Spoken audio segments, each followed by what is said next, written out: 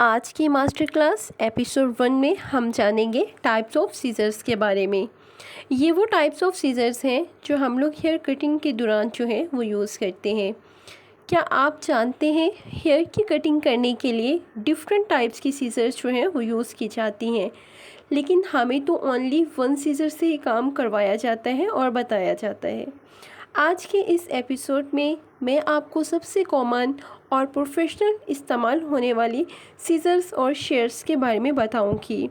बिल्कुल वैसे ही जैसे मेकअप ब्रशेस का हर एक ब्रश एक डिफरेंट और एक सेपरेट रोल प्ले कर रहा होता है, वैसे ही हेयर कटिंग की सीजर्स भी अपना एक साइंस और आर्ट रखती हैं। अगर आपको ये बात समझ में आ जाए कि कौन सी सीजर्स का वर्क क्या है और इसका यूज़ कब करना है, तो आप एक नॉर्मल सी हेयर कटिंग को भी सैलून लेवल मास्टरपीस में चेंज कर सकती हैं। ये वो नॉलेज है जो एक बिगनर को लर्नर से प्रोफेशनल बनाती है। आज के एपिसोड 1 में हम सीजर्स की दुनिया का ओपन डोर करेंगे। तो सबसे पहले जो है वो हम जान लेते हैं टाइप्स ऑफ सीजर्स। सीजर्स की 10 से भी ज़्यादा जो है वो टाइप्स होती हैं, लेकिन सबसे इम्पोर्टेंट कुछ ही है जो सैलून और एकेडमीज़ में सबसे ज़्यादा जो है वो यूज़ की जाती हैं। वीडियो का स्टार्ट करने से पहले हम यहाँ पे एक जो कॉमन चीज़ है वो समझ लेते हैं। सीजर्स और शेयर्स ये दो लफ्ज़ हैं, इन दोनों में फ़र्क क्या है तो वो भी सीजर्स ही। सीजर्स को भी कैंची कहते हैं और शेयर्स को भी कैंची कहते हैं, लेकिन इन दोनों में फ़र्क है वो जानते हैं।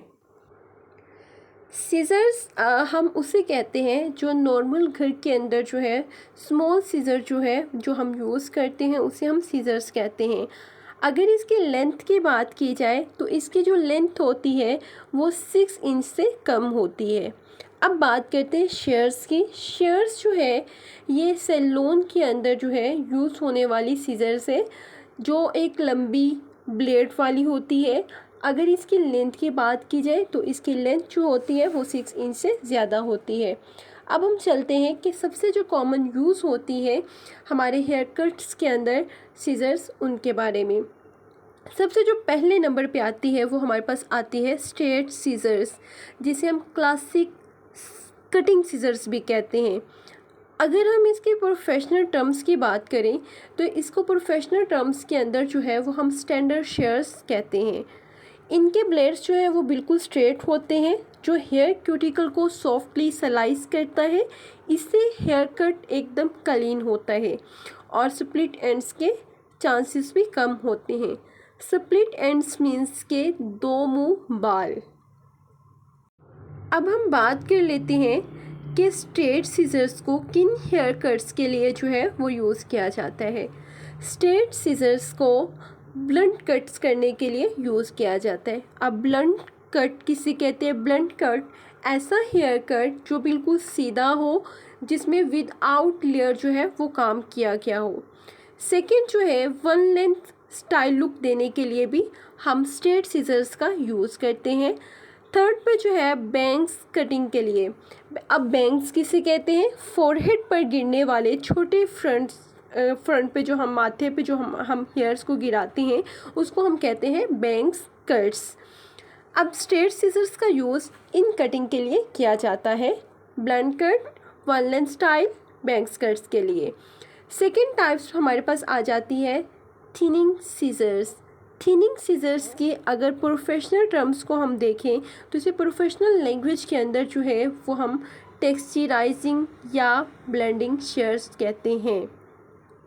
इस सीजर्स के ब्लेड्स पर कॉम्ब लाइक टीथ होते हैं जो एक कट में ऑलमोस्ट 30 to 40% हेयर्स को निकालते हैं।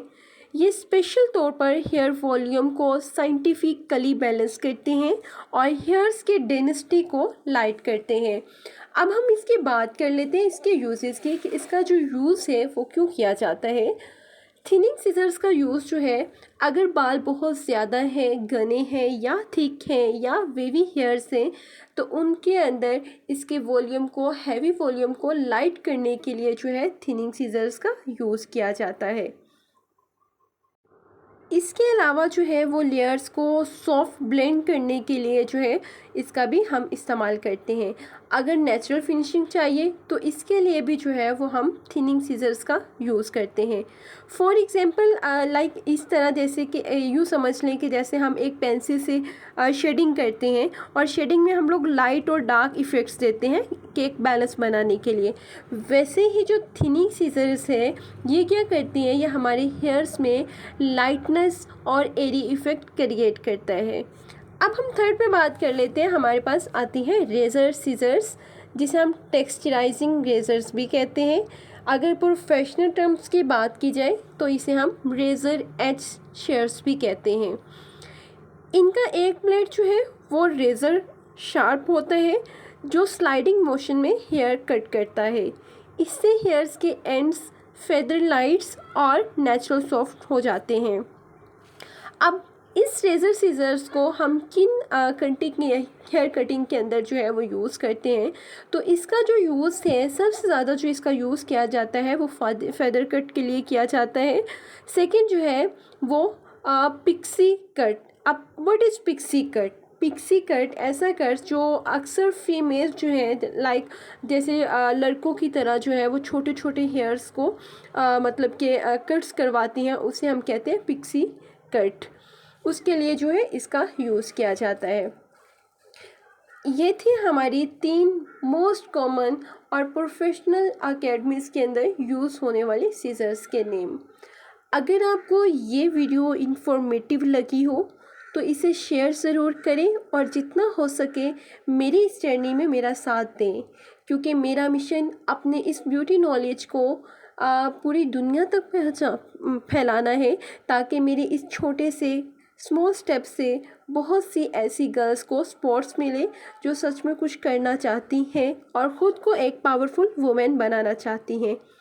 इंशाल्लाह नेक्स्ट एपिसोड में मिलते हैं एक और राज और एक नई रोशनी के साथ।